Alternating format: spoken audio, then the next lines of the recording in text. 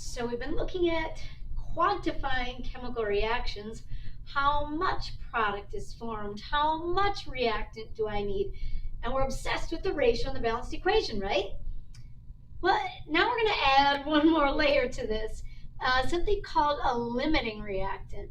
Now, on the surface, limiting reactants kind of make sense because the concept is something that really happens all the time. And so here's this example of making a taco.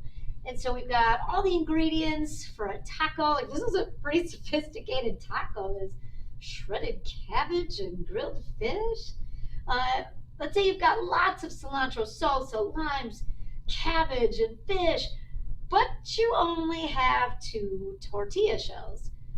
And if you need 1 tortilla for each taco, then you can really only make 2 tacos, even though you might have extra of all the other ingredients.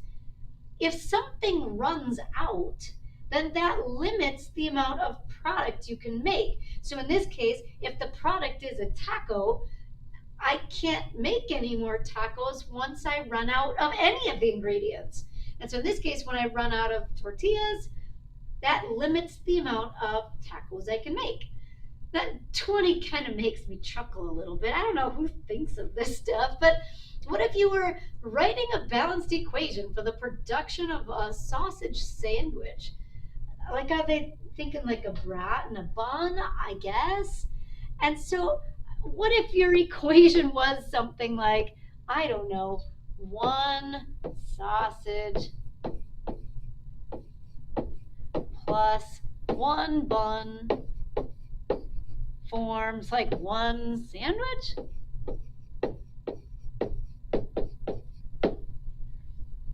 Okay, so they're telling me then that the sausages come in packs of 5 and the buns come in packs of 8.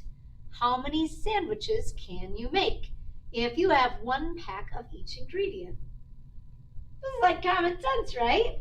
That if the sausages come in a pack of 5 and the buns come in a pack of 8, well, I'd be able to make 5 sandwiches, right?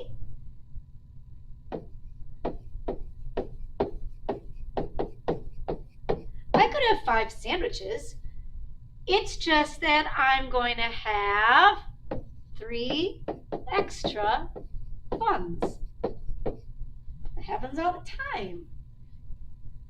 That we're limited by whichever reactant is going to run out first. So if I run out of sausages, then I can't make any more sandwiches. And instead, we're just going to have some buns that are left over, which is all right.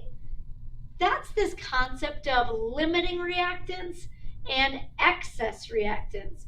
That sometimes in a chemical reaction, just like in making food, like tacos and sandwiches, you might have 1 ingredient or 1 reactant that runs out.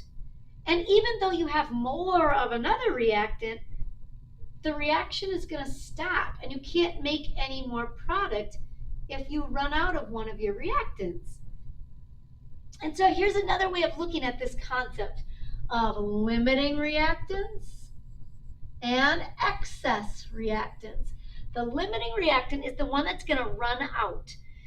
And when it runs out, the reaction stops, and then it limits the amount of product that can be formed.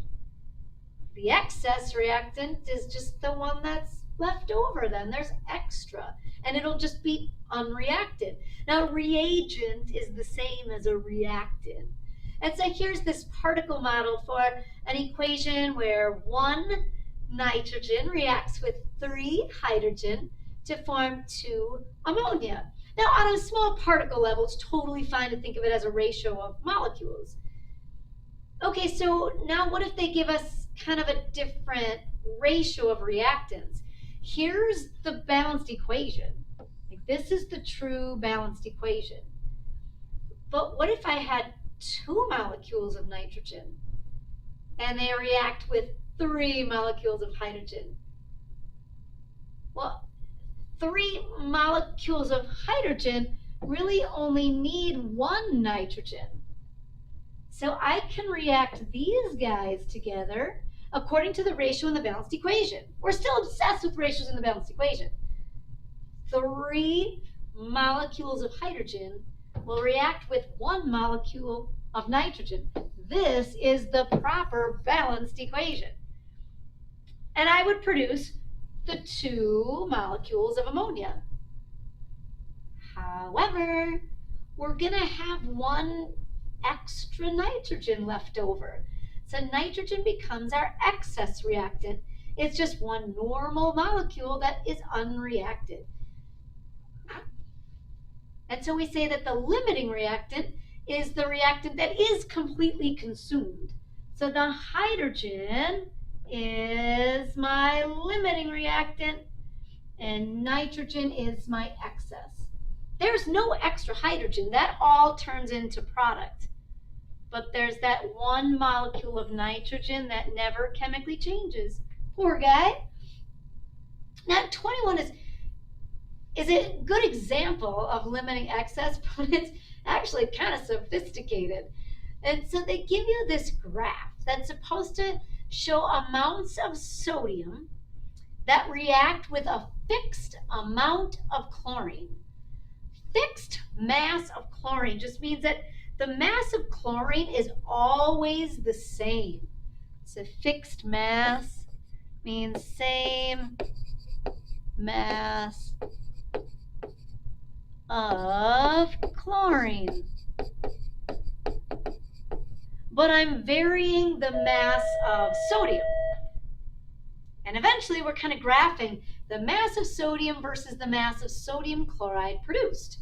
They want me to explain the general shape of the graph and identify the limiting and excess reagents, which again is the same thing as a reactant. And so here's the deal, that the amount of product is determined by the limiting reactant. And so at the beginning of this graph, where the mass of sodium is increasing and the mass of product is increasing, well, the limiting reactant determines the amount of product formed. So all along this first section of the graph, we would say that sodium is the limiting reactant. I'll call it the LR. Sodium is the limiting reactant. It's the one that's determining the amount of product. Now, by saying, again, fixed mass of chlorine, we mean that there's always the same amount of chlorine. So if chlorine were the limiting reactant, which then is determining the amount of product formed, if we always have the same amount of chlorine, we would always have the same amount of product. So the product is always determined by the limiting reactant, which for that first part of the graph, the limiting reactant must be the sodium. But then all of a sudden, at around like 2.5 grams of sodium, the graph kind of plateaus.